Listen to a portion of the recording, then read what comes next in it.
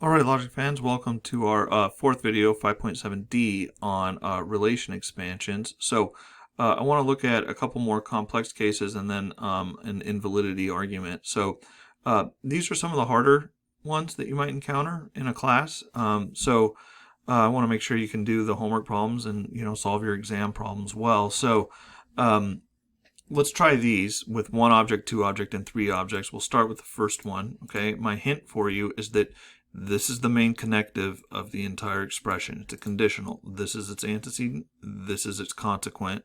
Pause now. One object, two object, and three object.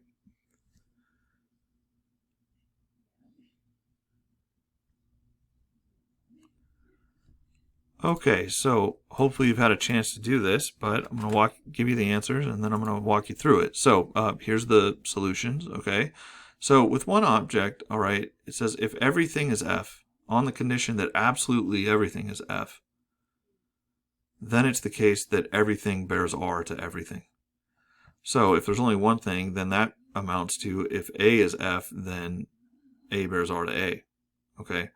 However, if there's two objects, okay, the condition, the antecedent is everything is f. So if everything is f, that would mean if both a and b are f, then it's the case. Notice the main connective is preserved in all of them. Okay, so this is the main connective. It's preserved throughout. Okay, on the condition that everything is f, a and b, then everything bears r to everything. So RAA. So you already know how to expand this, right? We've been doing that. So in here it is, right here.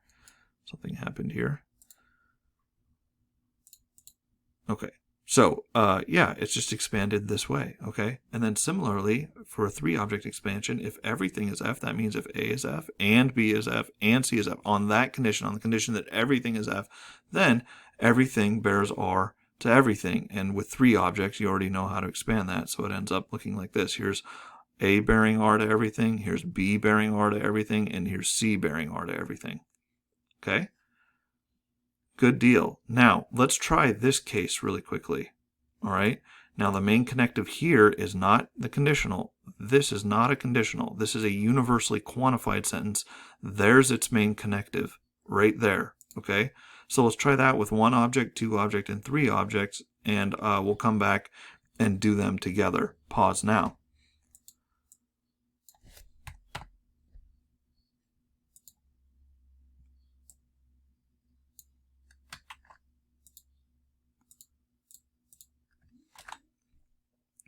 All right, I'm going to give you a little bit of a hint. Let's do it step by step. Suppose I peel this quantifier off. Everything has to be this way. I'll do it with two objects, all right, just to give you an idea of how it goes. All right, well, we're going to have an expression like this, right? It's going to be everything fits that description. All right, so it's sort of like, let's just make it absolutely clear that this is the main connective now, right? It's everything. So this is going to be the main connective. So you've got an expression on the left and you've got an expression on the right, okay? And notice we took off the x, so we're going to be replacing the x's, leaving the y's alone. So it's going to be the case that A satisfies this description, and it's going to be the case that B satisfies this description. Okay? So everything satisfies this description. So if we have two objects, that means A satisfies it and B satisfies it. And so if you had, and then you can do an and, same thing for C, if you had three objects. Okay? So see if you can finish it from there. Pause now.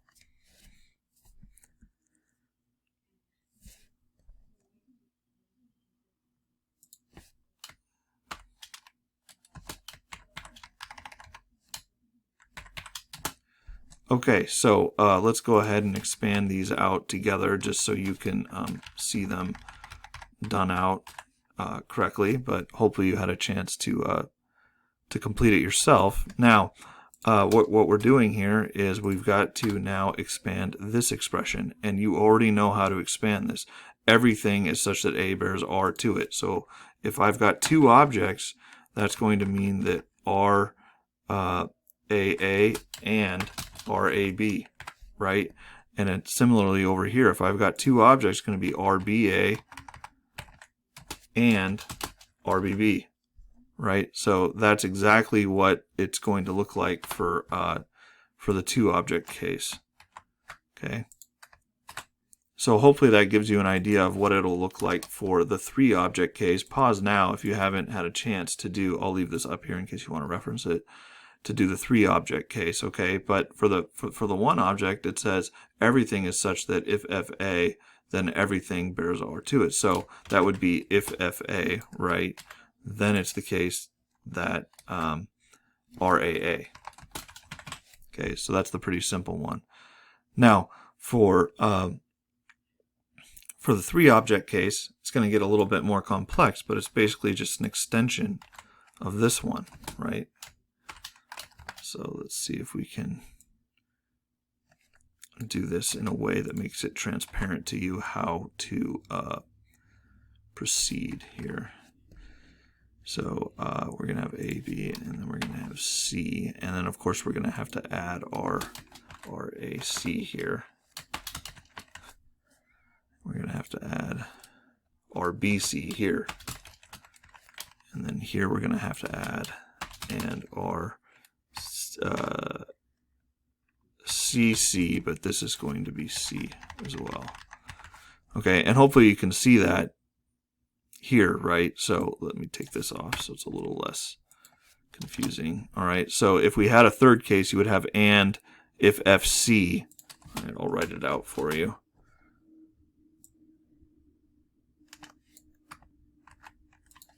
And I'll take it down one notch so you can see it. And if FC, then or CY, and then you're just expanding these, right? And that's exactly what you end up with here. Okay, so I hope that helps clarify some of what's going on for these much more complex cases. Okay, so make sure you're really looking at the practice problems in the book, right? You know, I started this lecture talking about the easier cases. You get those down. Some of these harder cases can be much easier to do. But I really want to convince you of the payoff of being able to expand these relations, particularly in regards to showing that certain arguments involving relations are invalid. So let's go ahead and look at an example like that. So students often ask me, for example, hey Ash, is this expression logically equivalent to this expression? And the answer is no. One way to convince yourself of that is to say, let's set it up like an argument. So suppose this were the premise and this were the conclusion, right? And the intuitive idea is that if these were logically equivalent, you of course would be able to get from the premise to the conclusion, and this would be a valid argument. But it's invalid, which tells you that these do not mean the same thing, okay? So let's prove that this is invalid. You might want to start by using expansions. Let's do it on a 2-object domain for the sake of illustration, okay? So provide me with an interpretation, tableau interpretation, according to which this argument is invalid in 2 objects, and you may have to use some expansions to help yourself out. Pause now.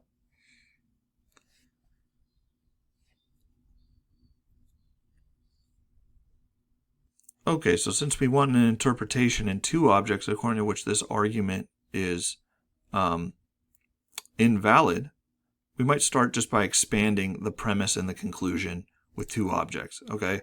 So if I expand this with 2 objects, you know you're going to have this as the main connective, okay? You're going to have this, and then you're going to have something like this, right? So you're going to have an expression like this, and then inside you're going to have the and, right? So this is the payoff of doing all of this, okay? So then you're going to get at least one thing. So you know your pattern, right? It's going to be RAA and RAB versus RBA and RBB, right? So we talked about this type of construction and that pattern, all right?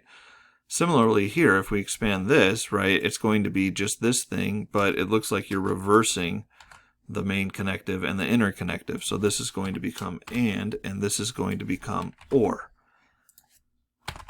Okay, great. So now we've got a model of the argument, and it's easier to think about. So what we want to do is present an interpretation according to which this argument is invalid to show that this one is. So for example, we might set it up like this. we might set it up sort of like, okay, it's going to be all relations, but so I'm going to have these guys, right?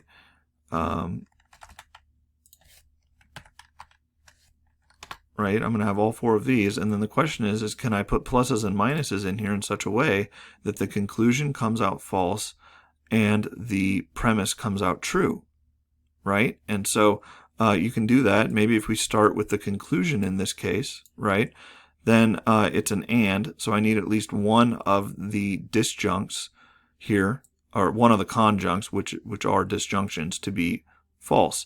So if I make this one false as an example, right, now what I've done is I've effectively made the entire conclusion false, right? Which is a really, really nice thing. And then, of course, consistent with that, I've got to make the conclusion true. It's an or, and then this here is an and, so I can do this pretty quickly, right? Which is pretty nice. So here's an interpretation, right? And notice we used our skills in finding expansions to do it. Here's an interpretation according to which the premise is true and the conclusion is false, and therefore this is an invalid argument, right? And the expansions really helped us see that very clearly, okay? And so this is a nice thing you can do when your professor is putting pretty complex arguments in front of you and asking you if they're valid or invalid. Think about their expanded forms, and that's going to give you a really big clue for how you can make it valid or invalid. Sometimes you have to use more than just two objects, but I talked about that a little bit in section 5.9. Okay, let's look at one more example so you feel super comfortable with this. And again, this shows you that these two sentences are not logically equivalent. Okay, let's try this one. So here's a rather sophisticated argument, and without expanding it, you might have a really hard time trying to figure out how to do an interpretation according to which, the argument is invalid. So go ahead and expand the premise and the conclusion with two objects, okay, and then see if you can come up with an interpretation according to which this fairly sophisticated argument is invalid. Pause now.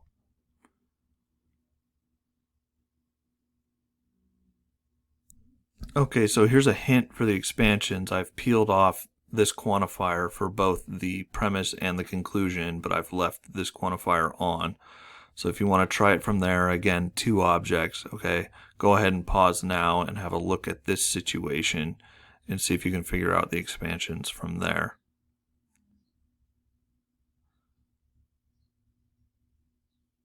Okay, well, I'll walk you through this one. This says there exists at least one thing such that not R AY. So, what you're going to have is either not RAA or not RAB, right?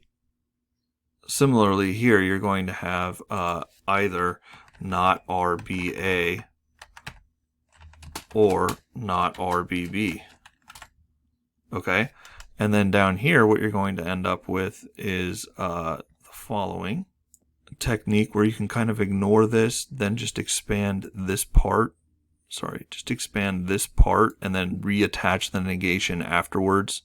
Okay, and then maybe you do some De Morgans and some double negation cleaning up. But if you use that technique, you'll end up with something like this. So I left the negation there, okay, and I just expanded it, okay. Now we're going to need, our domain and f of x here with AB, and then these guys. So fill this in such a way that the conclusion is false and the premise is true, and we're done. Pause now.